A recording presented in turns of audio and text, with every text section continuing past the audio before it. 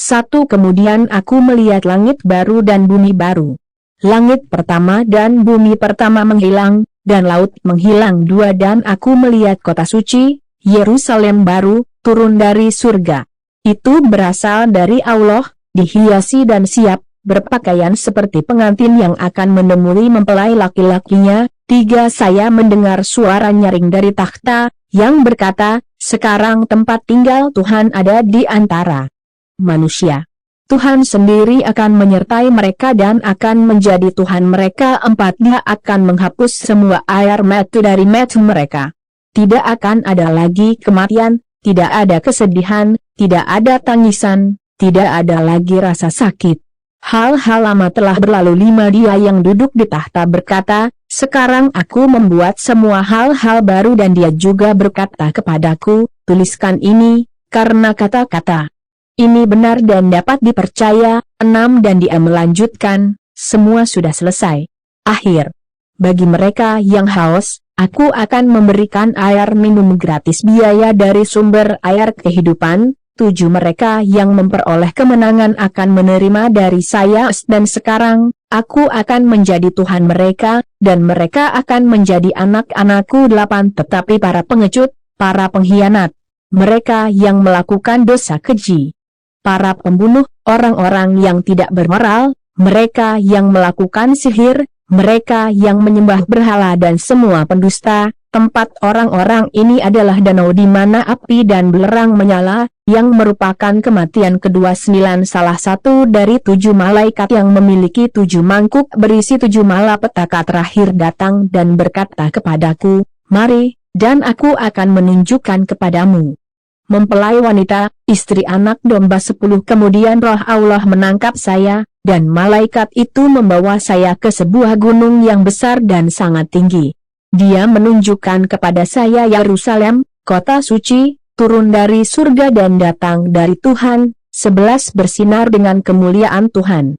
Kota itu bersinar seperti batu mulia, seperti batu yaspis, jernih seperti kristal. 12. Itu dikelilingi oleh tembok yang sangat tinggi dan besar, dengan 12 pintu gerbang, dijaga oleh 12 malaikat.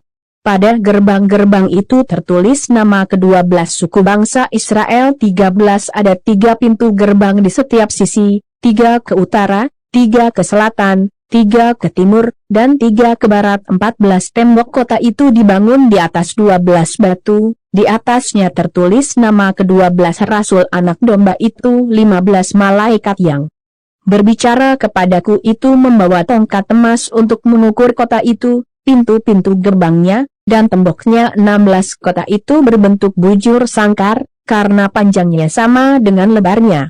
Malaikat itu mengukur kota itu dengan tongkat emas dan melihat bahwa kota itu berukuran 2.200 km. Panjang, lebar, dan tingginya sama. 17. Malaikat itu juga mengukur tembok itu dan melihat bahwa lebarnya 64 meter, menurut ukuran yang biasa digunakan malaikat itu. 18. Temboknya dari yaspis, dan kota itu sendiri dari emas murni, jernih seperti kaca. 19. Batuhan dasar tembok itu dihiasi dengan segala macam batu permata. Batu pertama dihiasi dengan jasper, yang kedua, dari safir, yang ketiga, terbuat dari batu akik, keempat, zamrud.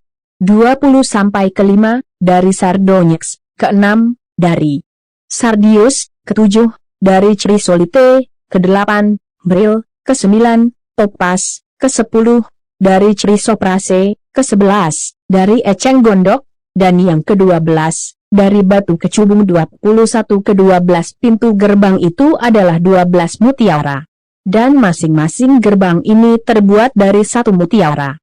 Jalan utama adalah emas murni, jernih seperti kaca. 22. Aku tidak melihat bait suci di kota itu, karena baitnya adalah Tuhan Allah, yang Maha Kuasa, dan Anak Domba. 23. Kota itu tidak membutuhkan matahari atau bulan untuk meneranginya, karena kemuliaan Allah bersinar di atasnya, dan Anak Domba adalah kaki pelitanya. 24. Orang-orang di dunia akan berjalan dalam terangnya, dan raja-raja di bumi akan membawa kekayaannya. 25. Pintu-pintu gerbang kota akan selalu terbuka sepanjang hari. mereka tidak akan tutup. Karena tidak akan ada malam di sana. 26 bangsa-bangsa akan membawa harta dan kekayaan mereka ke dalam kota. 27 Tetapi tidak ada sesuatu yang najis akan masuk ke dalamnya, atau siapapun yang melakukan hal-hal yang memalukan atau berbohong. Hanya orang-orang yang namanya tertulis di dalam kitab kehidupan, milik anak domba, yang akan memasuki kota. Wahyu pasal